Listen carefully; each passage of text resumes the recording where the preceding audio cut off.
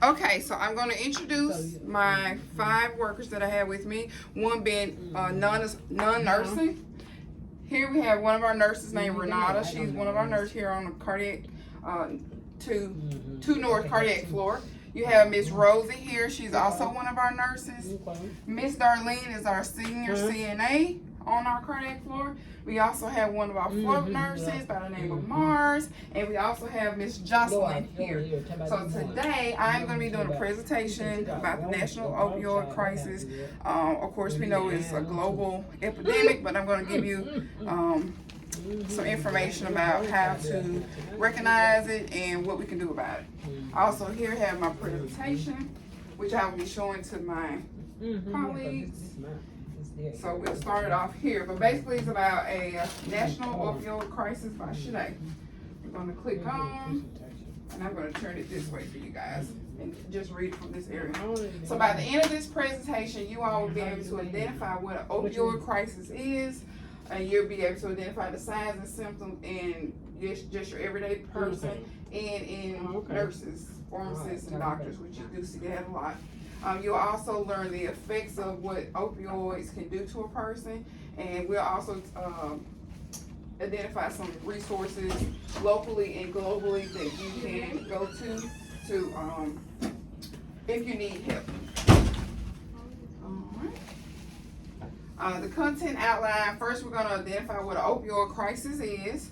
We will also identify who's affected by opioids. We'll show you the statistics of opioids. And we'll show you what the signs and symptoms are and how to get help where help is available.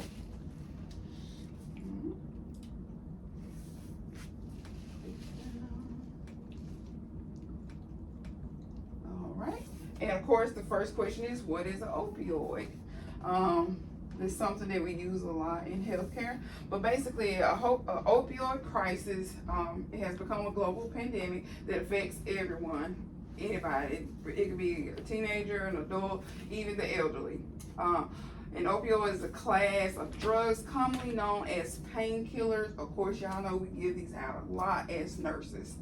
And a lot of our patients love these things. That's how you become addicted.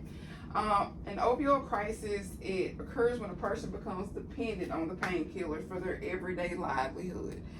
Some people can't go 30 minutes without it. Some people can go days without it.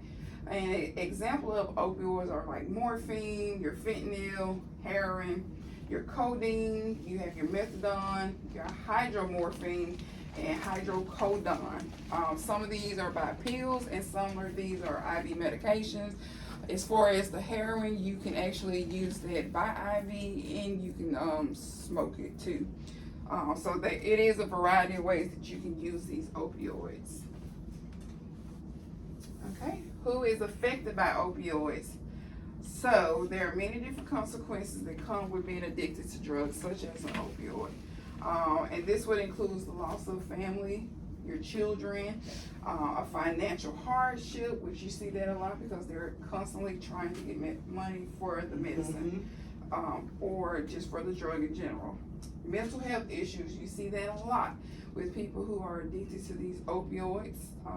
You also have mothers who have been on this drug during their pregnancy, so then their babies come out addicted to the drugs, and of course that's like a whole nother story because those children can go through withdrawals and have other effects.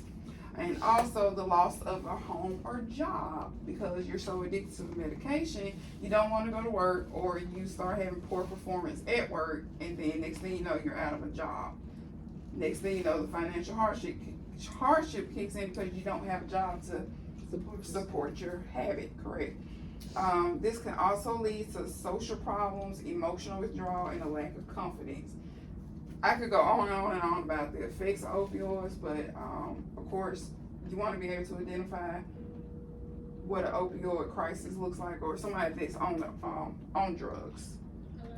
And a lot of the same signs and symptoms happen, whether you're on an opioid or on a narcotic. So statistically, as you know, you hear about this all the time on the news, you see that the opioid crisis is steadily increasing. That's estimated that over 69,000 individuals lose their lives to opioid overdose yearly. Current statistics show that there's a continuous increase from the last 8 years, and of course, if you go to the CDC site, you can actually see the stats. In 2020, so according to the CDC National Center of Health Statistics, there were a little over 47,000 individuals that died of opioid overdoses. That was in 2015, compared to 110,000 as of last year. We don't have the stats for this year yet because the year is not over, but those are normally, that will probably come out next year once the year is over with.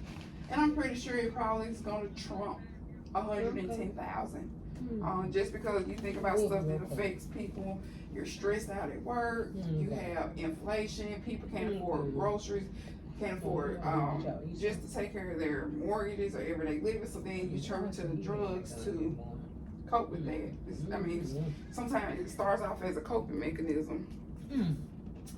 All right, we're gonna go down to our next page, which is more statistics. Between 2001 to 2017, healthcare costs had reached about $217 billion due to this crisis. Now that was a combination of people calling the ambulances, having to use Narcan to stop these overdoses or to reverse the overdoses, and also emergency department visits. Of course, a lot of times, some of these people don't have the insurance to pay for it, so then it falls back on taxpayers in the healthcare center. So then a lot of times, they have to write a lot of that, those costs off. Which, if they write a lot of costs off, then that affects us as nurses, because then we can't get bonuses or anything like that. We're already underpaid as a career in general. So do you know what the signs are of someone who abuses opioids or in a crisis? Sometimes they're hard to recognize, but a couple of the signs will be small pupils, weight loss. Some people like lose almost like you're on Ozempic, pretty darn quick. A loss of appetite. Of course, if you have an actual overdose, you'll have a low respiration rate. You will also have the tendency to steal, because you're gonna try to do any and everything to get that money for drugs. You're gonna have a change in attitude, and then a lot of times you'll be wearing long sleeves. For example, something like this when it's super hot. When it's super hot outside, because you try to hide your needle marks from using the drug. You can also have flu-like symptoms, and you will have a lot of irritability, and you don't care about your appearance anymore. You're just living for the drug, you know? Yeah, I'm gonna beat you up. Here's a picture of a prime example of someone who may be, using drugs. Of course, you can look at her appearance. It's not the best appearance. She looks tired. She looks irritable. She looks like, hey, I need a fix, So, like I said, some people won't look like that, but some people will. Some people can cover it up very, very well. Tired, irritable. Yeah, and we're already tired and irritable as nurses. But you got pretty teeth, though. Of course, we can see these signs in some of our nurses, doctors, and our pharmacists. And our nurses. And anybody like that. An addiction can happen to anybody who has been prescribed pain medication. Usually, they're gonna want to work night shifts because management is gone. They will volunteer to give the patients their narcotic drugs. They will be falling asleep on the job. They will be frequently angry and have a defensive behavior. They have conflicts a lot with their patients and the patients' families. And they have a lot of charting errors and omission, and documentation would just be totally off. So those are some of the signs that you'll see in your healthcare professionals. Like I said, doctors, nurses, even the pharmacists. So those are some of the signs you would want to watch out for them. And want all y'all to know help is available. We have local help, we have global help. In order to have help and to be successful, you have to have a very, very good support system, because it's not going to be an easy journey. It's going to be hard, and it may take times where you have to do this journey over several times. You know, it just depends on how long you've been dependent on this drug.